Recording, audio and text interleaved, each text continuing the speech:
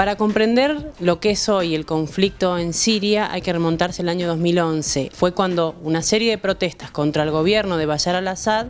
iniciaron en diferentes pueblos y se fueron trasladando a la capital, y dio inicio primero a una serie de protestas que fueron reprimidas por el gobierno y luego a la formación de decenas de grupos rebeldes opuestos al gobierno de Bashar al-Assad. Luego se fueron sumando otros intereses, de grupos islamistas más extremos o fundamentalistas de un lado, más moderados del otro, entre ellos Estado Islámico, que es una agrupación terrorista que ha cometido actos de terrorismo en distintos lugares del mundo y que lucha, por un lado, contra el gobierno,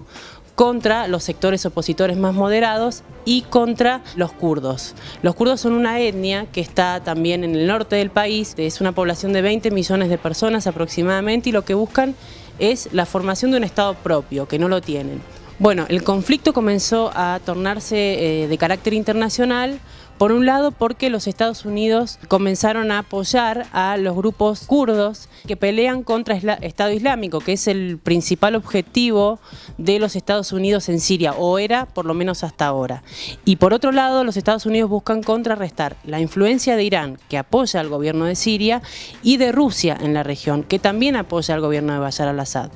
Por su parte, Rusia también tiene intereses en la región. Fundamentalmente quiere que su aliado, que es el gobierno de Bashar al-Assad, se mantenga en el poder para continuar con su influencia en la región y para conservar su única salida hacia el Mediterráneo, que es el puerto de Tartus, que está en Siria precisamente. En esta guerra, que lleva 7 años y que se ha convertido de una guerra civil a una guerra internacional con el apoyo de potencias extranjeras, lo cual hizo que durara más el conflicto, se calcula que han muerto más de medio millón de personas. Y además que hay 5 millones de refugiados sirios en el resto del mundo, fundamentalmente en Turquía, y 6 millones de desplazados internos. Esto quiere decir personas que siguen en Siria pero que tuvieron que dejar sus hogares y dejar todo lo que tenían por el conflicto. Más del 70% de la población no cuenta con servicios básicos como el agua potable. Los niños, la mayoría, no pueden asistir a la escuela y todas las consecuencias que se viven por este conflicto. Recientemente, más precisamente el 14 de abril, los gobiernos de los Estados Unidos, de Francia y Reino Unido decidieron atacar con misiles diferentes instalaciones que ellos consideraban servían de almacenamiento o de investigación para la fabricación de armas químicas por parte del gobierno sirio, y que habrían utilizado, según estos gobiernos, el 7 de abril, una semana antes, contra su propia población. Ya los gobiernos tanto de Rusia como de Siria negaron rotundamente esto, y hay una investigación que todavía está en curso, que no ha determinado todavía si estos ataques fueron realmente con armas químicas y si realmente los produjo el gobierno de Siria,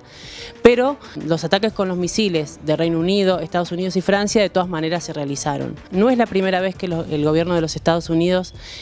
lanza misiles contra instalaciones sirias. Fue la primera vez en el año 2017. Hasta el momento el ataque se había centrado fundamentalmente en Estado Islámico, y para eso todavía el gobierno de los Estados Unidos conserva 2.000 soldados en el territorio sirio. Naciones Unidas, por un lado, intentó una negociación, conocido como el Proceso de Ginebra, que fracasó,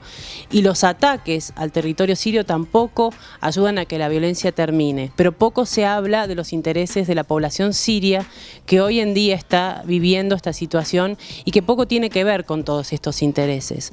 Si realmente la comunidad internacional estuviera preocupada por los intereses y los derechos humanos en Siria, abrirían más sus fronteras a los refugiados, permitirían que la ayuda humanitaria llegue al país y, en definitiva, darían una solución temporal a las personas que hoy necesitan su ayuda.